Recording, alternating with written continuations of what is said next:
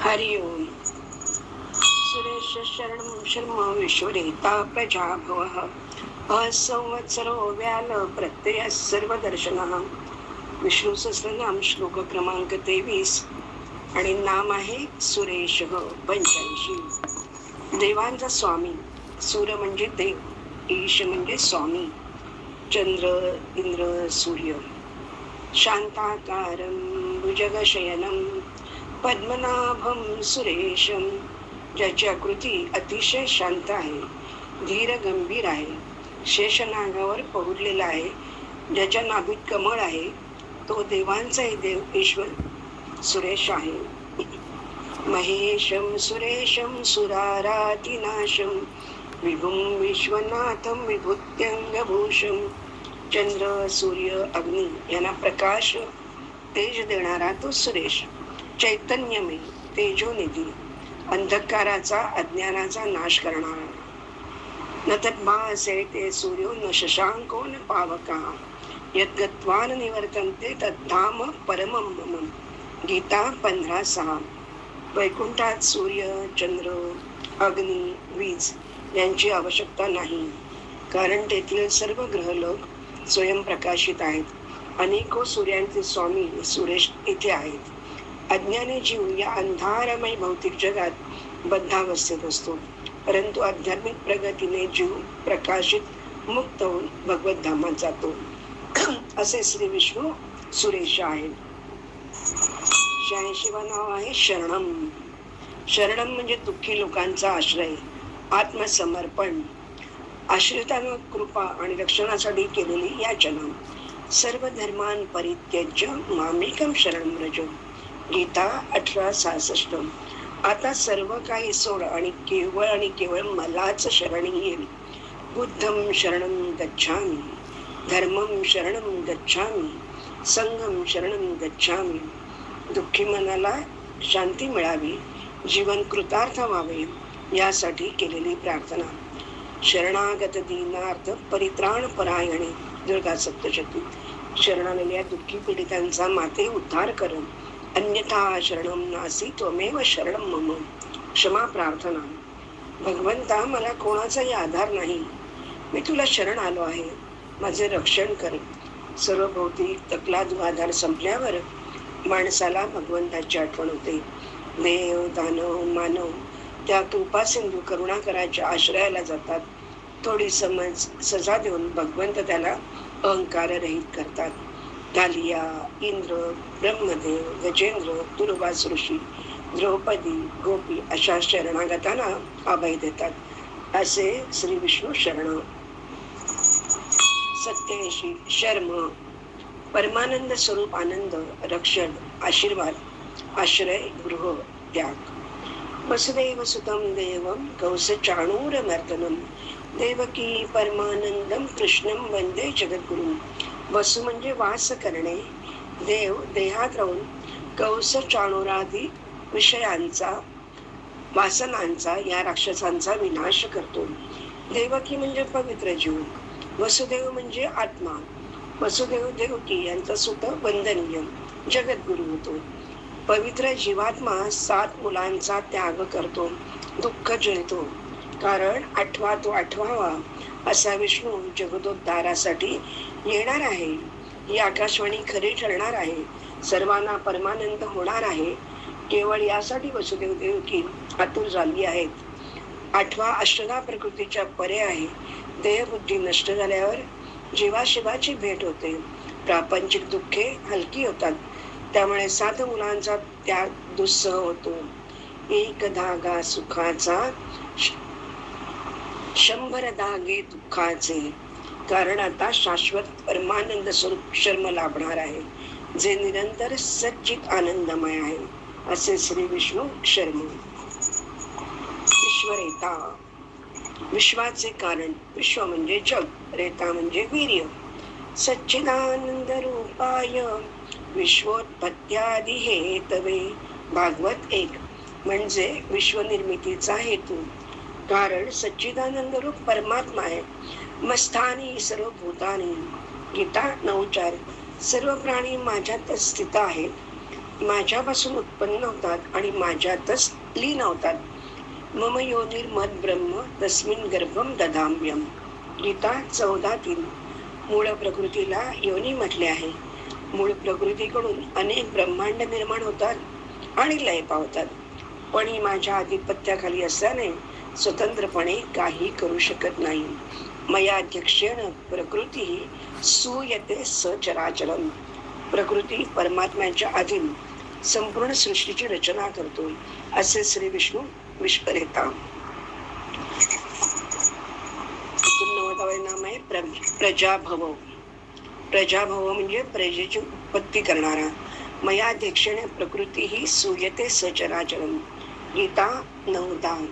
भगवंत सृष्टीच्या कार्यापासून अलिप्त असले तरी तेच प्रकृतीचे परमसंचालक, आधार, अध्यक्ष आहेत. विविध योनीतील सर्व जीवांचा पिता आहेत.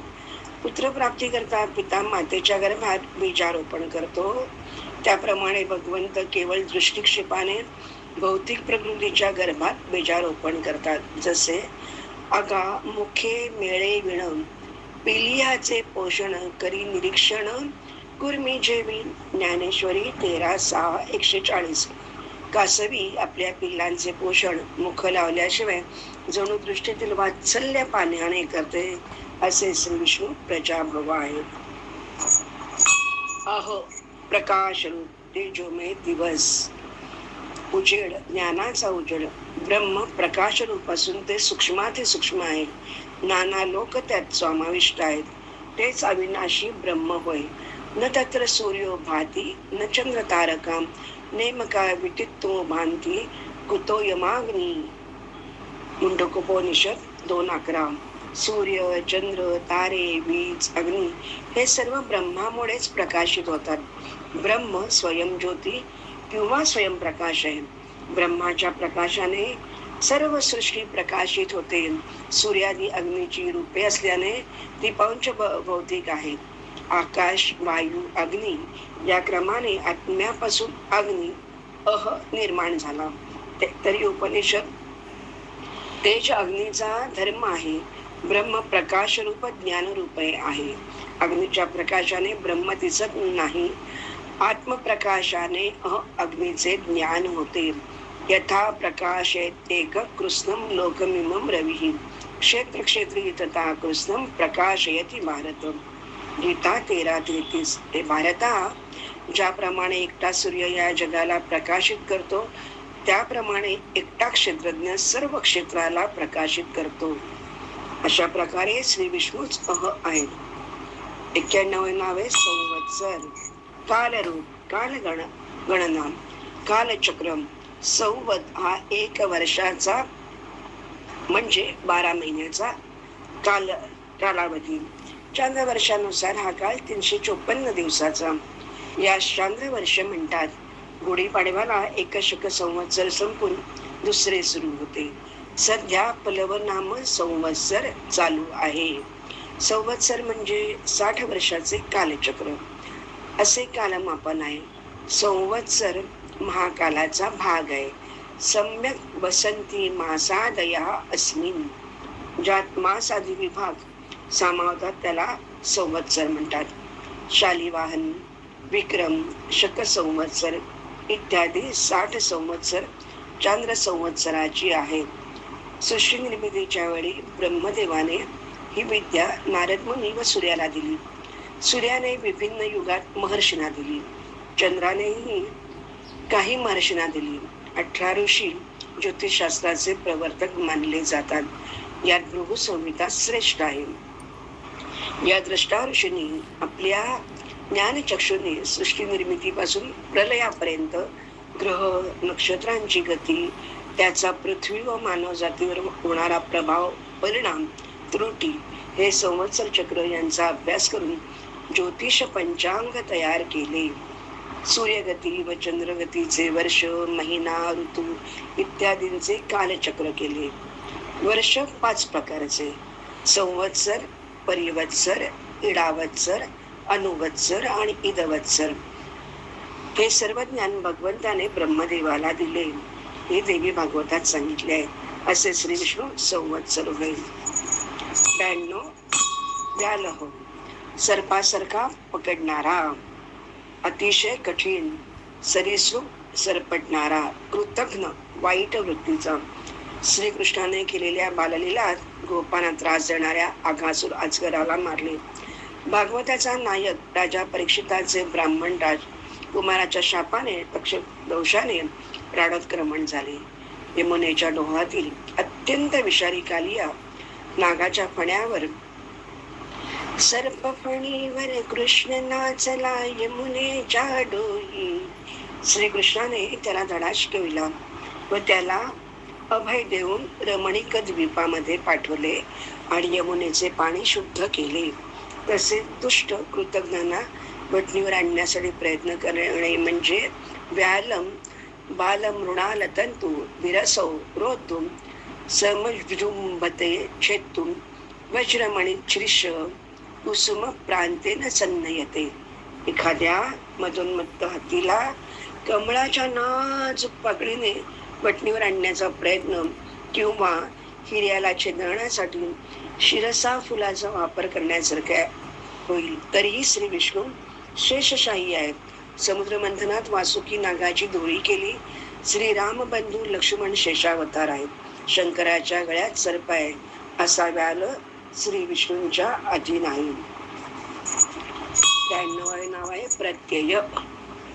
प्रत्यय म्हणजे अनुभव रूप, उदाहरण, प्रमाण, दाखला, अनुभूती, साक्षात्कार. ऐसे हे विवेके जाणावे, प्रत्यय खुणेसी बाणावे, दासबोध फलश्रुती. प्रत्ययाचा धांडोळा, पुन्हा प्रत्ययाचा आनंद घेणे. इच्छा धरून करील पठण, त्याचे सांगतो मी प्रमाण. सर्व कामनेसी साधन, पठण एक मंडळ. व्यंकटेश स्तोत्र. ज्ञानदेवा प्रमाण, आत्मा निधान, सर्वाघटी पूर्ण एक नांदे. हरिपाठ. रेड्याच्या मुखातून ओंकार म्हणून घेणे. रेड्याच्या पाठीचे वळ माऊलीच्या पाठीवर उठले. सर्वावती परमेश्वर प्रत्यय येण्यासाठी भगवंतावर मात्र ठाम विश्वास हवा. क्षेम देव गेले तवा मीची मी एकली, आसावला जीव राहो. तो आणि मी एकच होऊन गेलो. मी त्याच्यात विरून गेले. जीवात्मा परमात्म्यात विलीन झाला. केवढी मोठी अनुभूती आली. यत् पिंडे तत् ब्रह्मांडे अहम ब्रह्मास्मी. असा प्रत्यय म्हणजे साक्षात श्री विष्णू. 94 नाव आहे सर्वदर्शन.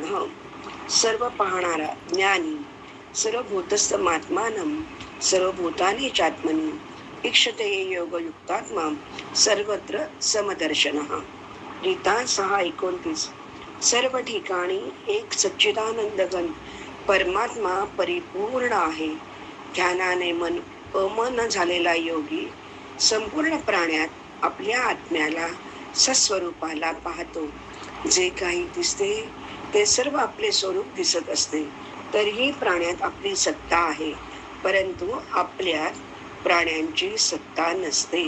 कारण स्वरूप तर सदा एक रूप राहणारे आहे, परंतु प्राणी उत्पन्न आणि नष्ट होणारे आहेत. यत् दृष्टम तत् नष्टम श्रुतिवचन म्हणते. म्हणून डोळ्यांनी दिसते ते सस्वरूप नव्हे. निर्गुण निराकार परमात्मा केवळ श्रद्धा, भक्ती, ज्ञान आणि ध्यानाने जाणता येतो. परमात्मा तत्व सर्व देश, काळ, व्यक्ती, घटना, क्रिया सर्वात एक रूपाने परिपूर्ण आहे. अशा सर्वदर्शन श्री विष्णूला वंदन करू.